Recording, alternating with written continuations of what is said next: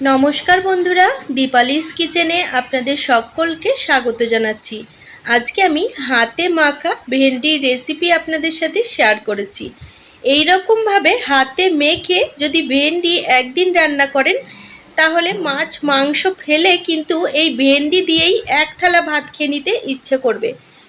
ভেন্ডি দিয়ে এই রেসিপিটি একবার বানিয়ে যদি বাড়ির সদস্যদের খাওয়ান তাহলে তারা কিন্তু রোজ এই রেসিপিটি বানানোর জন্য আবদার করবে। তাছাড়া যারা ভেন্ডি খায় না তারাও কিন্তু চেয়ে চেয়ে খেতে বাধ্য হবে। তো ভিডিওটি শেষ পর্যন্ত দেখার অনুরোধ রইল। আশা করছি আজকের রেসিপিটি আপনাদের ভীষণ ভালো লাগবে। তো আজকের এই রেসিপিটি বানিয়ে নেব। তার জন্য 500 গ্রাম মতো ভেন্ডি বেশ জলে ভালো করে ধুয়ে কিছুটা জল ঝরিয়ে রেখেছি। তো এবার ভেন্ডিগুলোকে ছোট ছোট টুকরো করে কেটে নেব। মানে বড় সাইজের ভেন্ডিগুলো 3 ভাগ করে নিচ্ছি আর ছোট সাইজের ভেন্ডিগুলো 2 ভাগ করে কেটে নিচ্ছি। আমি কিন্তু রেসিপিটি একটু বেশি পরিমাণেই বানাচ্ছি, কারণ এটি খেতে এতটাই দুর্দান্ত হয় যে ভাত, রুটি, পরোটা যা কিছুর সাথেই খান না কেন ভীষণই সুস্বাদু লাগে। এইভাবে কিন্তু বাকি ভেন্ডিগুলো কেটে নেব। তো দেখতে পাচ্ছেন ভেন্ডির টুকরোগুলো খুব বেশি ছোট করিনি, আবার খুব বেশি বড়ও রাখিনি, মিডিয়াম সাইজ করে সমস্ত ভেন্ডিগুলো এখানে কেটে নিয়েছি। আপনারা চেষ্টা করবেন রান্নাটি করার আগে ভেন্ডি ভালো করে জল দিয়ে ধুয়ে তারপরে জলটা বেশ ভালোভাবে ঝরিয়ে নেওয়ার। তো এখানে ভেন্ডি কাটা কমপ্লিট। এবার ভেন্ডিগুলোকে প্রথমেই ম্যারিনেট করে নিতে হবে। তার জন্য এখানে একটি বড় সাইজের গ্রেট করা পেঁয়াজ দিয়ে দিচ্ছি, আর 8 থেকে 10 কোয়া রসুন খোসা ছাড়িয়ে গ্রেট করে রেখেছিলাম সেটিও দিয়ে দিলাম। আর এখানে 2টো কাঁচা লঙ্কা গ্রেট করে রেখেছিলাম সেগুলোকেও দিয়ে দিলাম। আর এর সাথে হাফ চামচ জিরে গুঁড়ো, 1 চামচ মতো ধনে গুঁড়ো আর 1 চামচ মতো কাশ্মীরি লঙ্কার গুঁড়ো দিয়ে দিচ্ছি। আর হাফ চামচ মতো এলাচ গুঁড়ো দিয়ে দিলাম। এলাচ দেওয়ার কারণে এর মধ্যে থেকে খুব সুন্দর একটি ফ্লেভার আসবে। আর এখানে আমি হাফ চামচ হলুদ দিয়ে দিচ্ছি আর স্বাদ মতো লবণ দিয়ে দিচ্ছি। লবণের পরিমাণ কিন্তু একবারেই দিয়ে দিলাম, পরে কিন্তু আর দেব না। আর এখানে 2 টেবিল চামচ মতো সর্ষের তেল ওপর থেকে ভেন্ডির ওপরে ছড়িয়ে দিচ্ছি। এখন এই সমস্ত উপকরণ দিয়ে ভেন্ডি খুব ভালো করে ম্যারিনেট করে নিতে হবে 2 থেকে 3 মিনিট মতো, যাতে সমস্ত মশলা ভেন্ডির গায়ে খুব ভালো মতো লেগে যায়।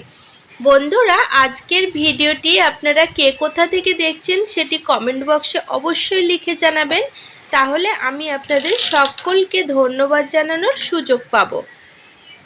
বন্ধুরা, সমস্ত মশলা দিয়ে ভেন্ডিগুলো যখন ম্যারিনেট করবেন তখন খুব সুন্দর একটি সুগন্ধ বেরোবে। তখন বুঝতে হবে ভেন্ডিগুলো খুব ভালোভাবে ম্যারিনেট হয়ে গেছে। তো দেখতে পাচ্ছেন ভালো করে মেখে নিয়েছি আর সমস্ত মশলা কিন্তু প্রত্যেকটি ভেন্ডির গায়ে খুব ভালো করে লেগে গেছে। তো এখানে কিন্তু ম্যারিনেট করা কমপ্লিট হয়ে গেছে।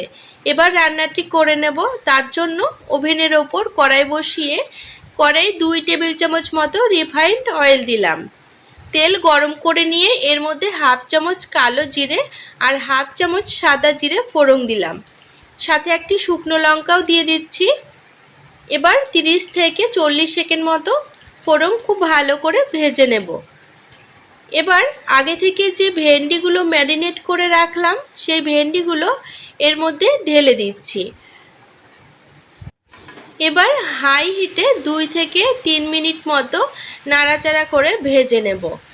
বন্ধুরা, আজকের ভিডিওটি দেখতে যদি কোনো নতুন বন্ধু এসে থাকেন তাহলে অবশ্যই চ্যানেলটিকে সাবস্ক্রাইব করে পাশে থাকা বেল নোটিফিকেশনটা অন করে রাখার অনুরোধ রইল। এতে করে আমি যখনই নতুন ভিডিওর আপলোড দেব তার নোটিফিকেশান আপনারা সবার আগে পেয়ে যাবেন, আর ভিডিওগুলোও আপনারা আপনাদের সময় সুযোগ বুঝে দেখে নিতে পারবেন। তো এখানে প্রায় 2 মিনিট হাই হিটে ভেন্ডিগুলো নাড়াচাড়া করে নিয়েছি, আর 1 মিনিট মতো হাই হিটে নাড়াচাড়া করে নেব। বন্ধুরা, আপনারা তো অনেকভাবেই ভেন্ডির সবজি বানিয়ে খেয়েছেন, একদিন হলেও এইভাবে হাতে মেখে ভেন্ডি সবজি বানিয়ে দেখবেন। বড়রা তো আঙুল চেটে খাবেই, পাশাপাশি বাচ্চারাও কিন্তু চেয়ে চেয়ে খেতে বাধ্য হবে। তো প্রায় 3 মিনিট মতো হাই হিটে ভেন্ডিগুলো নাড়াচাড়া করে ভেজে নিয়েছি। এবার ওভেনের ফ্লেমটা একদম লোতে দিয়ে 3 মিনিট মতো ঢাকা দিয়ে রান্না করে নিলাম। এবার 3 মিনিট পর ঢাকাটা তুলে আবারও একবার নাড়াচাড়া করে দিচ্ছি। খেয়াল রাখতে হবে যাতে কড়ার নিচে ভেন্ডির সবজিটা না লেগে যায়। তো মশলাগুলো কিন্তু এইভাবেই ভাজা হতে থাকবে। আবারও ঢাকা লাগিয়ে একদম লো ফ্লেমে 3 মিনিট মতো হতে দিলাম। তো এইভাবেই ঢাকা দিয়ে রান্না করার পরে মশলাগুলো দেখতে পাচ্ছেন একদম ভাজা ভাজা হয়ে গেছে, আর ঢ্যাঁড়সগুলোও কিন্তু একদম নরম হয়ে গেছে। আমি একটা ভেঙে দেখাচ্ছি আপনাদের, দেখুন একদম কিন্তু হাত দেওয়ার সাথে সাথেই ভেঙে যাচ্ছে। বন্ধুরা, আজকের এই রেসিপিটি ভালো লাগলে অবশ্যই আপনারা আপনাদের নিকটবর্তী আত্মীয় স্বজন বন্ধু বান্ধবদের সাথে ভিডিওটি শেয়ার করে নেবেন, যাতে তারাও আজকের এই দুর্দান্ত ভেন্ডি রেসিপিটি বানানোর সুযোগ পায়।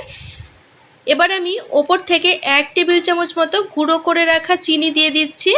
আপনারা চাইলে এর মধ্যে গোটা চিনিরও ব্যবহার করতে পারেন। তো চিনি দিয়ে আবারও ভেন্ডিগুলো ভালো করে নাড়াচাড়া করে মিশিয়ে দিলাম। এখন 1 চামচ মতো লেবুর রস ওপর থেকে ছড়িয়ে দিচ্ছি।